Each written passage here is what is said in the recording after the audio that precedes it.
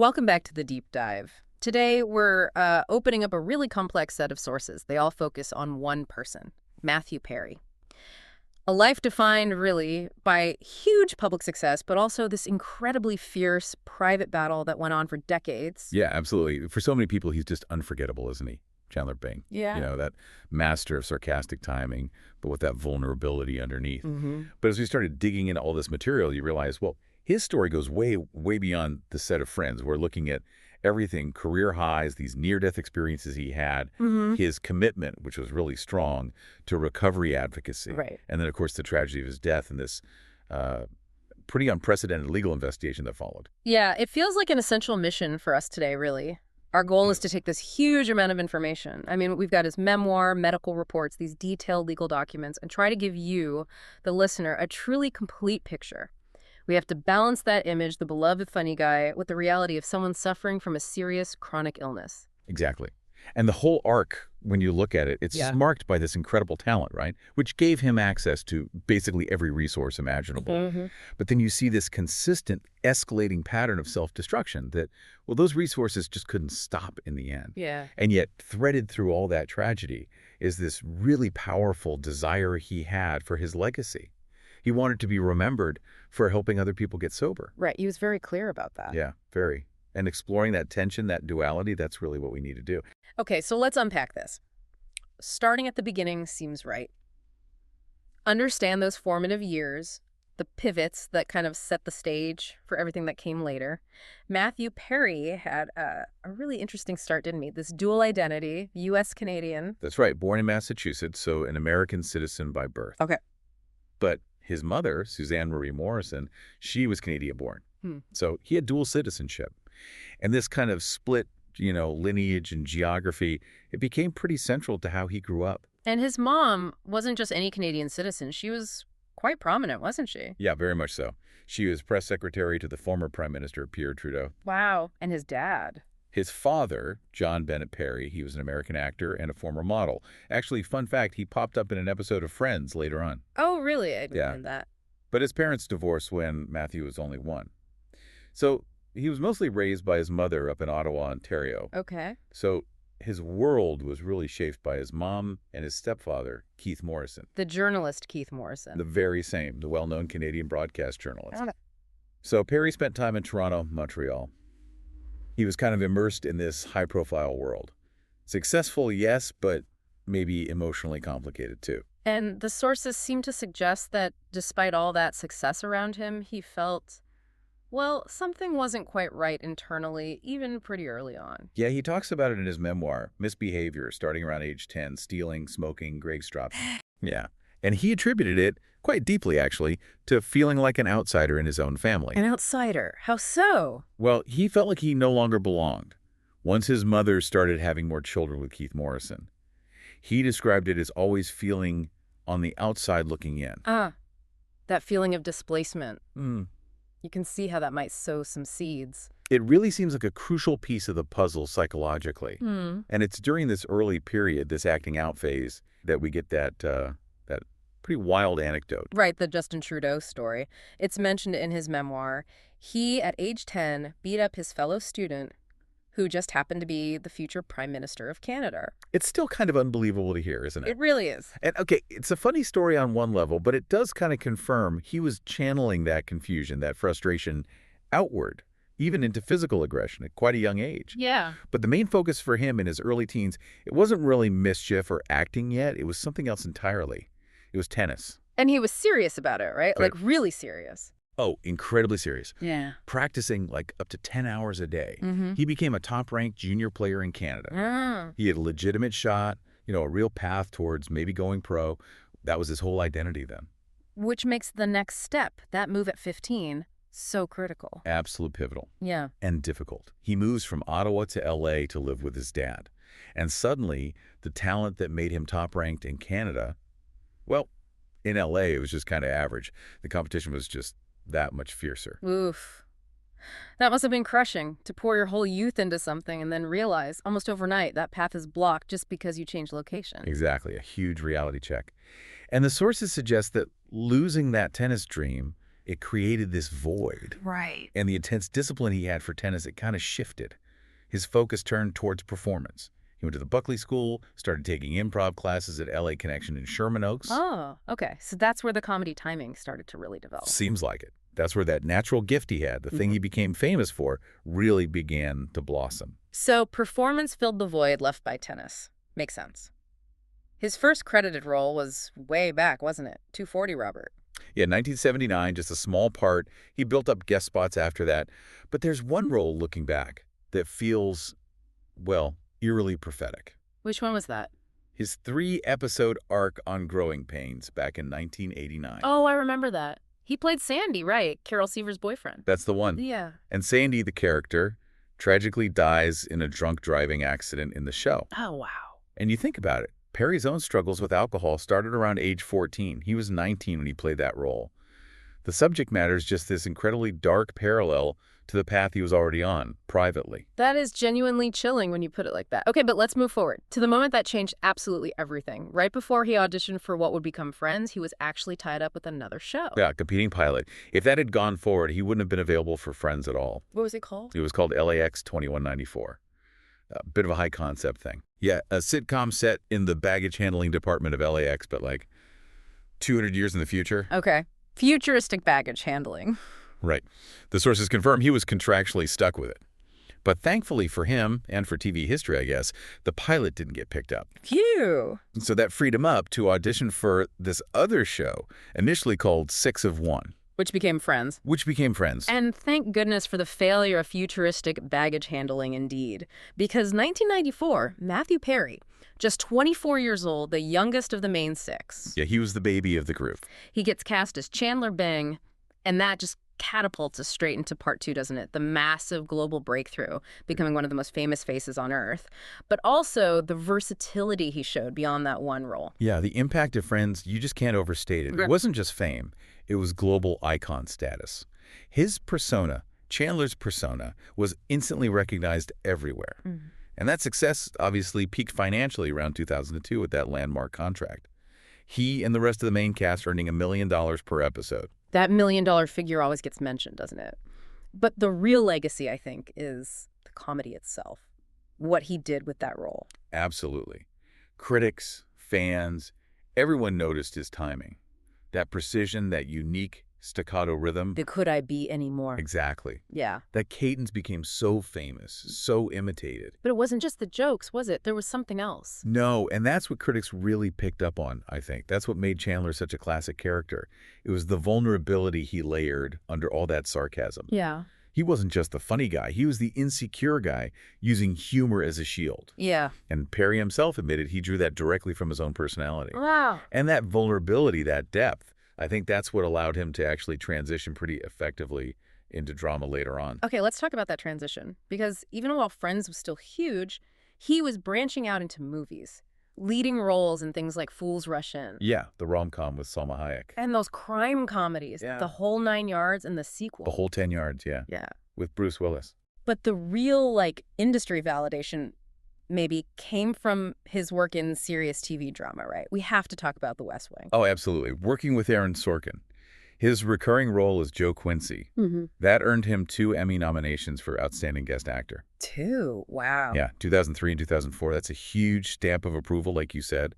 It showed he could handle that fast-paced, complex Sorkin dialogue and fit right into this really high-caliber ensemble. Proving he had range beyond the sitcom. Definitely. And he kept proving it. The Ron Clark Story in 2006, that TV movie. About the teacher, yeah. Playing this dedicated inner-city teacher. That got him Golden Globes and Emmy nominations for Best Actor. He was really demonstrating significant dramatic depth. And he stayed in the Sorkin world too, didn't he? With Studio 60 on the Sunset Strip? That's right. A main role there as the writer-director character, Matt Albee, from 2006 to 2007. These choices, they show a real drive, don't they?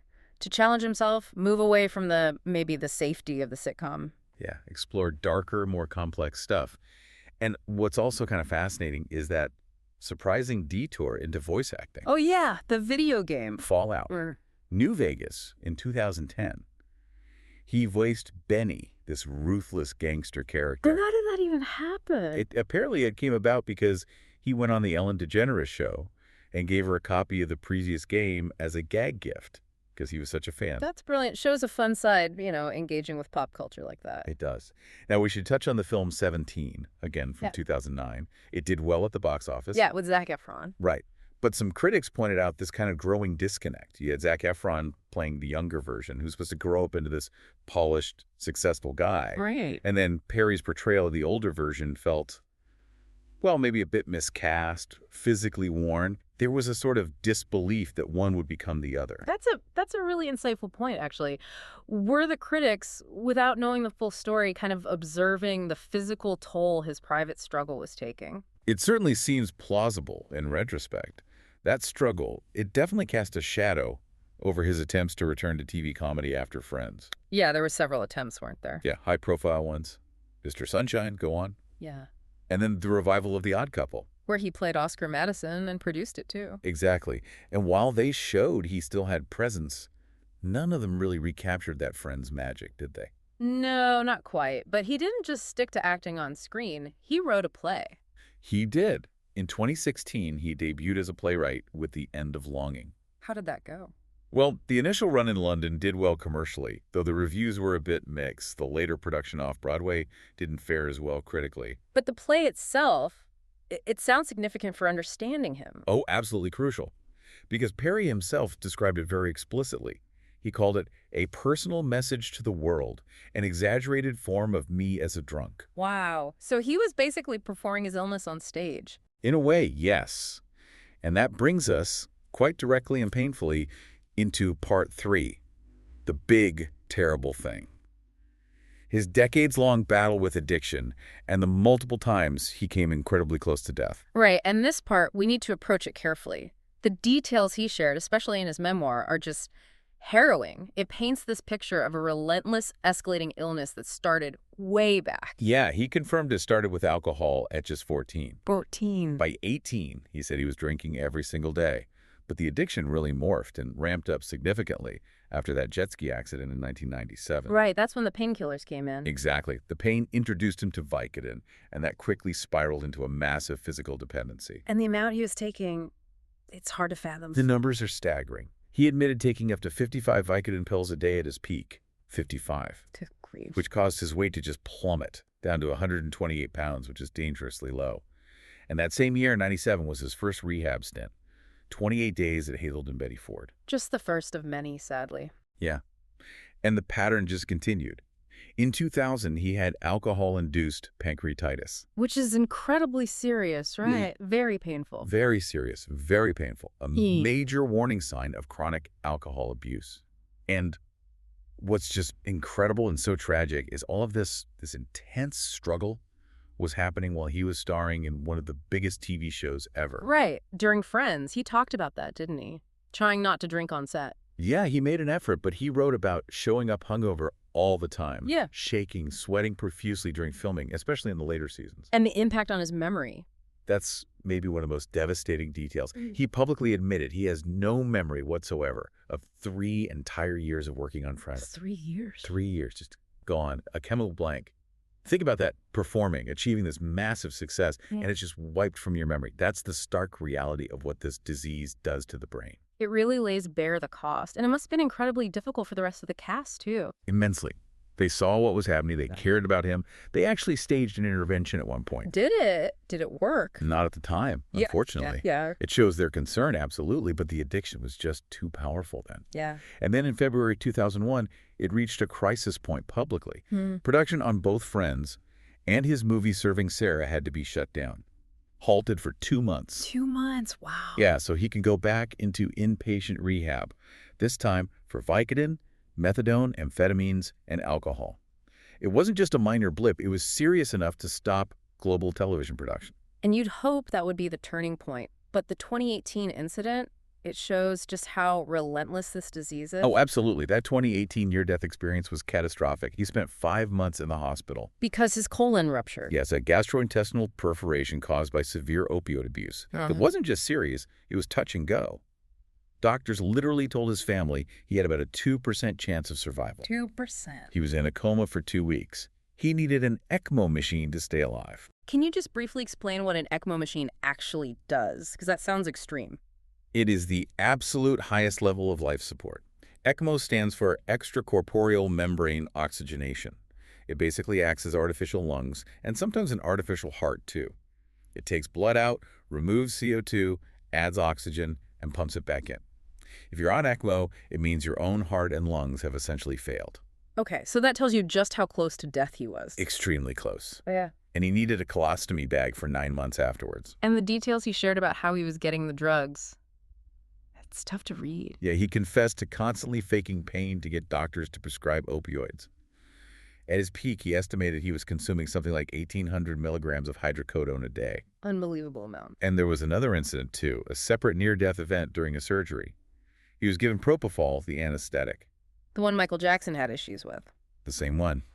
And it stopped Perry's heart for 5 minutes. 5 minutes? How did... CPR, cardiopulmonary resuscitation.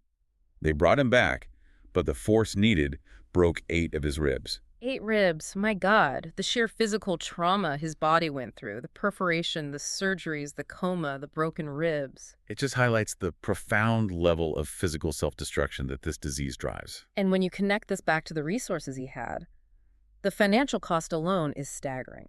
He estimated by 2022 he'd spent around $9 million trying to get sober. $9 million. And what did that pay for?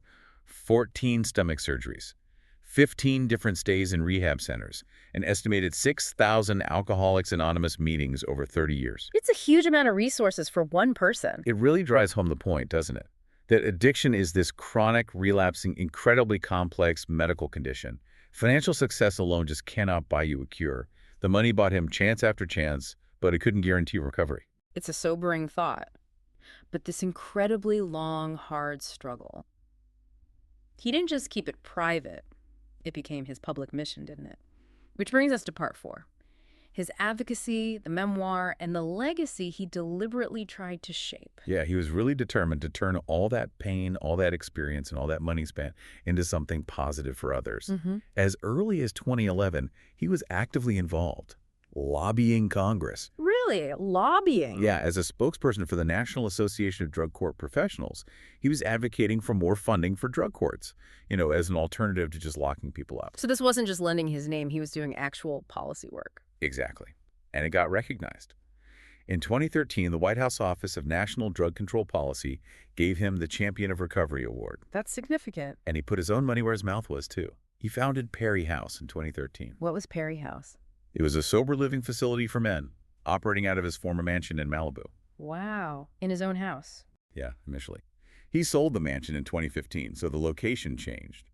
But the goal remained: provide a safe, supportive place for other men fighting for sobriety. And then came the memoir in 2022. Friends, Lovers, and the Big Terrible Thing. That made a huge splash. Huge. Instant bestseller on Amazon, New York Times list. And it wasn't just, celebrity gossip. It was this raw, unflinching look at chronic illness. Right. It really gave voice to what millions of people go through, often in silence. And in the interviews around the book, he made that wish so explicit. The legacy wish. Yeah. He said, point blank, he wanted to be remembered more for helping people get sober than for being Chandler Bing. That's powerful. A deeply felt desire. Absolutely. And that commitment, it actually continues even after his death. The Matthew Perry Foundation was set up by the National Philanthropic Trust, specifically to support people struggling with addiction.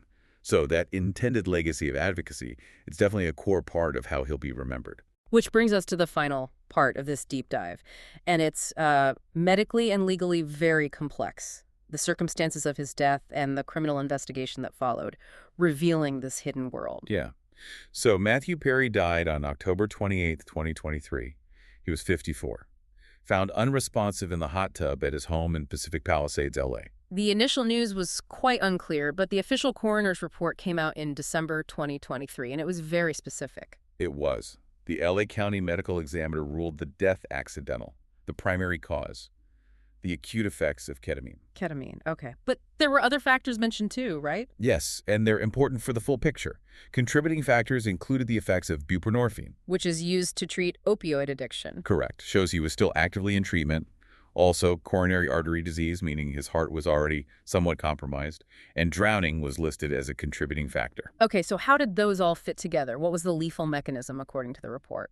The report stated that the really high levels of ketamine found in his system caused two dangerous things simultaneously. Cardiovascular overstimulation, basically, stressing the heart and respiratory depression, meaning his breathing slowed down critically. And the drowning? Drowning contributed because, as he lost consciousness from the ketamine effects, he likely submerged into the water in the hot tub. Right. Okay. Now, this leads to the crucial point, the forensic detail that really triggered the whole criminal investigation. He had been receiving ketamine therapy, hadn't he? Yes, ketamine-assisted psychotherapy for anxiety and depression. His last known legitimate session was about a week and a half before he died. But the coroner was clear. The Yeah. ketamine found in his system wasn't from that session. Absolute definitive on that point. The amount of ketamine in his blood at the time of death could not have been left over from therapy that long ago. Why not? Why is that distinction so critical? Because ketamine has a very, very short half-life in the body, meaning the body processes and eliminates it incredibly quickly. Typically, its half-life is only about 3 to 4 hours, maybe even less, so any therapeutic dose from over a week earlier would have been long gone. Okay, so the levels they found meant. They were consistent with recreational use, taken much, much more recently, not residual from therapy. This scientific fact proved the ketamine must have been obtained illicitly and ingested shortly before his death. And that one detail just blew the case wide open. Completely. The LAPD launched a criminal investigation in May 2024. Who supplied him with that fatal dose? And it wasn't just some random street deal, was it? The investigation led to charges against 5 people in August 2024. Yeah, 5 individuals. And this revealed a really troubling network. It involved people close to him, people he trusted and paid, his personal assistant, 2 doctors, and 2 drug dealers, one of whom was apparently a TV director. 2 doctors involved in supplying illicit ketamine. That's shocking. It really speaks volumes about how addiction can corrupt professional boundaries. According to the U.S. Attorney, Perry paid these 2 doctors, Mark Chavez and Salvador Plasencia, a combined total of $55,000 in cash. $55,000. In cash, just in the 2 months before he died, specifically for ketamine. It just underscores the desperation, the money involved, the constant effort to get the drug. And the guilty pleas that followed. They really map out how this whole supply chain worked, don't they? Let's start with the assistant, Kenneth Yamamasa. Right. Iwamasa pleaded guilty to conspiracy to distribute ketamine, resulting in death. And the key part of his admission was that he didn't just get the drug for Perry. He admitted to actually injecting Perry with it. His own assistant injected him. Wow, the lines just completely blurred there. Totally dissolved the employer-employee boundary. It became a user-supplier dynamic, essentially. And the chain went further up. Yes. Eric Fleming, one of the dealers, charged the TV director. He also pleaded guilty to distribution resulting in death. He admitted getting 71 vials of ketamine from the main supplier, specifically for Perry. 71 vials. That sounds like a huge quantity. It's an enormous amount, points to a large ongoing operation. And the doctors involved also pleaded guilty. Dr. Chavez admitted guilt, leading to his medical license being suspended. And Dr. Plasencia. He later pleaded guilty as well to multiple counts of distributing ketamine. Text messages showed Plasencia was buying the ketamine he gave Perry directly from the other doctor, Chavez. So you have a doctor buying from another doctor, selling to the assistant, who's injecting the patient, all driven by the addiction. Just incredible. But there was one more person charged, described as the main source. Yes, Jasveen Sangha. She was the final defendant to plead guilty. Officials described her as the primary supplier, catering to high-end and celebs. Running a drug-selling emporium, I think was the phrase used. That's right, out of her home in North Hollywood. The media quickly dubbed her the ketamine queen. Right, highlighting her role as this major distributor to wealthy clients. And Fleming, the director, admitted getting those 71 vials for Perry directly from Sangha. She pleaded guilty in late 2025 to distribution resulting in death and other charges.